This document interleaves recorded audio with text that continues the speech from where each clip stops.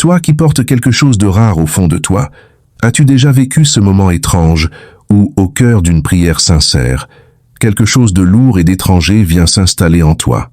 Pas une simple pensée qui passe, non, une présence qui s'impose, un appel venu d'ailleurs, une impulsion que tu n'as pas cherchée, mais qui s'installe avec une insistance troublante. Cette agitation qui monte dans ton corps à ce moment précis n'est pas le fruit du hasard. Ce n'est pas non plus une simple réaction biologique ou le prolongement d'une ancienne blessure. C'est une stratégie rodée, une flèche ajustée avec précision, visant ce que tu es au plus profond de toi. Celui qui s'oppose à ta destinée ne gaspille pas son énergie sur des vies déjà abandonnées. Il ne s'acharne pas sur des cœurs déjà éteints. Il cible ceux qui portent encore une lumière vivante, une braise qui refuse de mourir.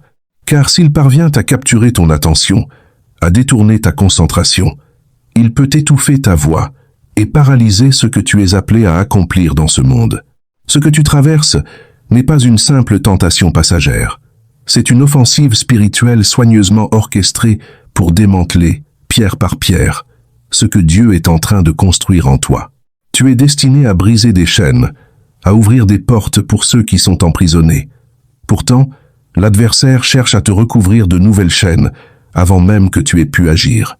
Tu es appelé à marcher dans la lumière, mais on te présente des mirages de plaisir immédiat qui ne laissent que souillure et vide. Aujourd'hui, une compréhension nouvelle peut naître en toi. Quand tu verras avec clarté ce qui se joue réellement derrière ces assauts répétés, tu ne pourras plus jamais les regarder de la même façon. Avant d'aller plus loin, si ces mots résonnent en toi, fais 3 gestes simples. Marque ton approbation pour que ce message puisse atteindre d'autres cœurs qui en ont besoin. Rejoins cet espace si tu sens qu'il peut nourrir ta croissance intérieure. Et laisse le chiffre 99 en commentaire si tu perçois qu'un tournant est proche pour toi. Pourquoi 99? Parce que dans la parabole, c'est pour un seul que le berger abandonne le troupeau entier. Et si aujourd'hui, c'était toi ce un? Reste jusqu'à la fin. Ce que tu vas découvrir va modifier en profondeur ta façon d'aborder ce combat. Toi qui es appelé, tu te demandes souvent pourquoi cette tentation semble taillée sur mesure pour toi. La réponse est directe. Rien n'est laissé au hasard. Celui qui s'oppose à ta destinée a étudié ton chemin. Il connaît tes zones fragiles. Il mesure l'amplitude de ce que tu portes.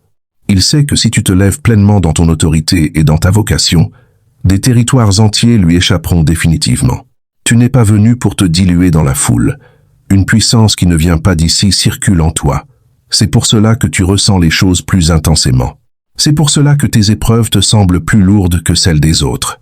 Les attaques que tu subis sont conçues spécifiquement pour toi, comme un programme intelligent qui repère chaque cicatrice, chaque moment de solitude, chaque point de vulnérabilité dans ta cuirasse.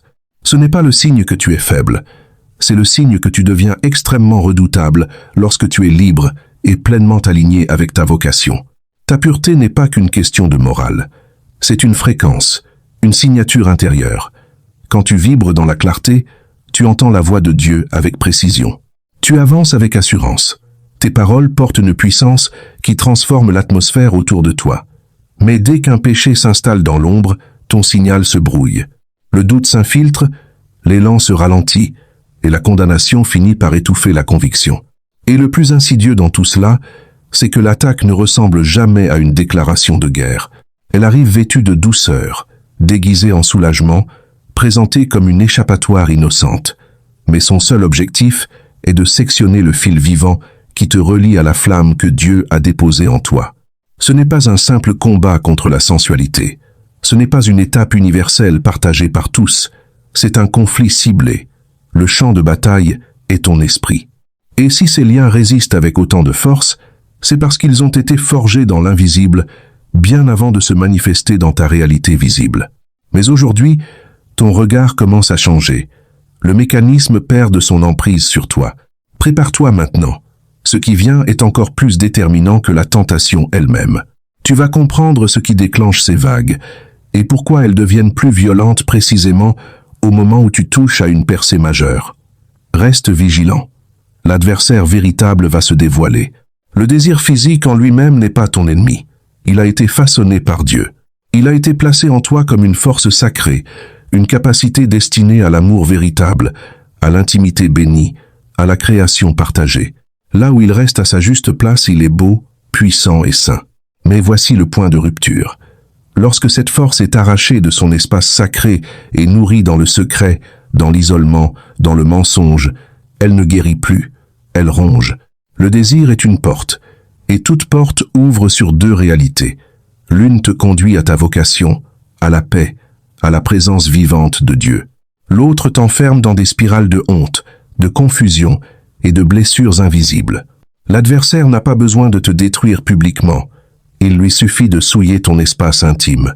Chaque regard qui s'attarde trop longtemps, chaque clic dans l'obscurité de la nuit, chaque pensée que tu laisses tourner en boucle sans résistance. Ce n'est pas une faute isolée, c'est une brèche. Tu autorises une présence étrangère à s'accrocher à ton âme, à tes émotions, à tes nuits les plus vulnérables. Et après le bref instant de plaisir, vient ce vide immense, cette distance soudaine, cette lourdeur spirituelle qui écrase. Ce n'était pas une délivrance, c'était un échange. Tu as cédé quelque chose de précieux contre une illusion de soulagement qui s'évapore aussitôt. Et le mensonge revient toujours, habillé des mêmes promesses. Juste cette fois-ci, puis c'est fini. Mais chaque capitulation rend les pensées suivantes plus corrosives, épaissit la honte jusqu'à ce que tu te demandes si une vraie liberté est encore possible pour quelqu'un comme toi. Pourtant, voici ce que presque personne n'ose te dire clairement. Tu n'es pas défectueux, tu es en guerre. Et cette guerre n'a pas pour but de t'anéantir, mais de purifier et de réorienter ce feu ardent qui brûle en toi. Imagine-toi vivre avec cette même intensité, mais cette fois sous une gouvernance céleste, un regard limpide, une direction sans ambiguïté, une force qui ne connaît plus la honte ni la dissimulation. Cette personne existe déjà dans le dessein de Dieu. Il ne reste qu'à te lever pour aller à sa rencontre. Et si ce que tu appelles ta plus grande faiblesse était en réalité ton école la plus transformatrice? Et si cette flamme qui te tourmente aujourd'hui était destinée à devenir demain une source de libération pour d'autres qui traversent exactement ce que tu as traversé? Ce qui arrive maintenant va te montrer pourquoi les assauts s'intensifient toujours juste avant une élévation significative et pourquoi l'adversaire se moque éperdument de ton passé alors qu'il tremble devant ce que tu es en train de devenir. Reste, le tournant est tout proche. Like, abonne-toi et laisse-toi aller dans les commentaires.